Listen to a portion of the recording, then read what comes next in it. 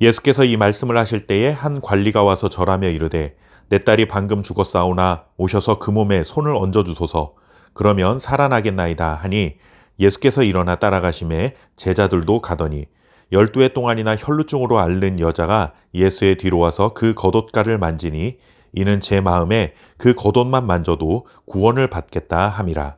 아멘.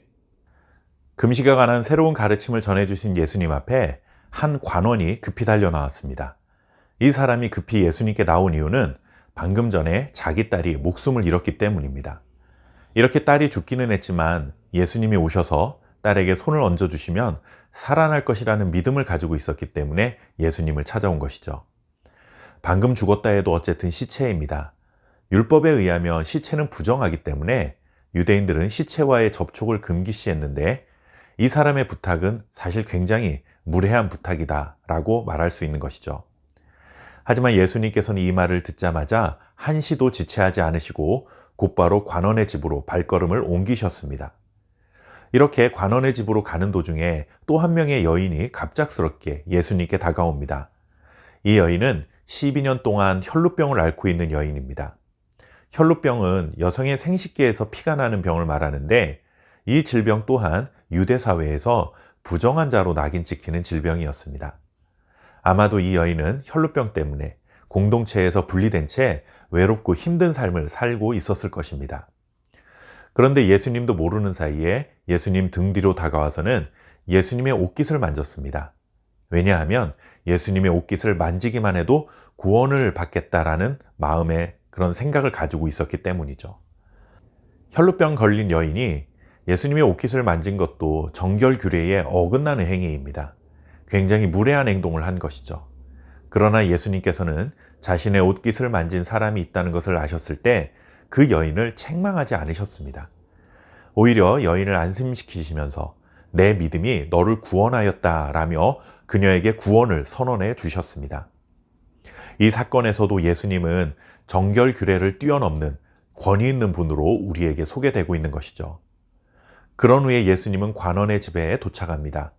그런데 그곳에는 이미 피리 부는 사람들이 있었다라고 전합니다. 이것은 관원의 딸이 죽어서 장례가 진행되고 있었다라는 뜻입니다.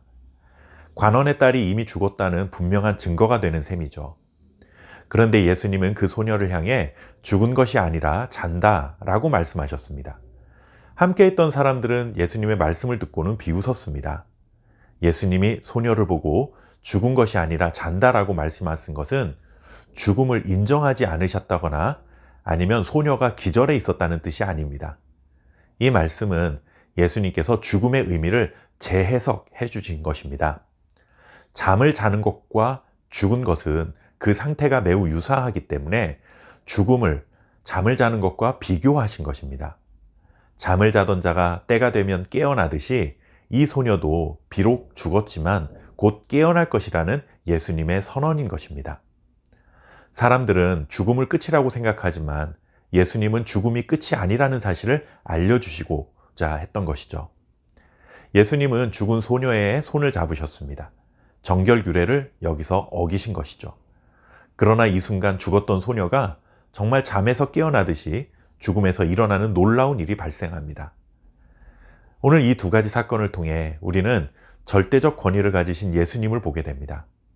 죽은 자를 살리시는 것은 병을 치유하는 것과는 차원이 다른 이야기입니다.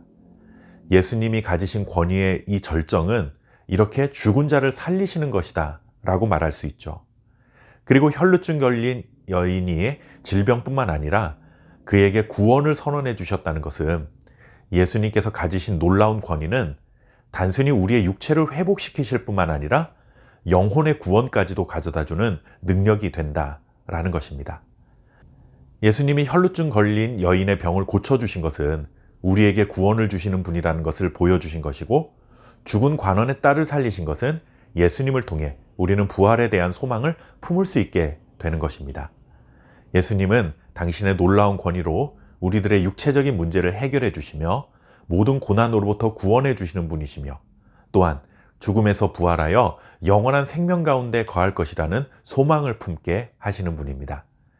우리에게 구원과 영생에 대한 소망을 가져다 주신 예수님의 그 능력을 나의 것으로 경험하기 위해서는 반드시 믿음이 필요합니다. 죽은 딸이 살아날 수 있으리라는 믿음을 가진 그 관원처럼, 옷깃만 스쳐도 병이 나을 수 있으리라 믿었던 여인처럼, 우리도 예수님을 믿을 때 모든 문제로부터 자유케 하시는 축복을 경험하게 될 것입니다. 삶의 모든 문제들을 주님 앞에 들고 나와 은혜를 구하며 살아가는 저와 여러분 될 수 있기를 바랍니다. 감사합니다.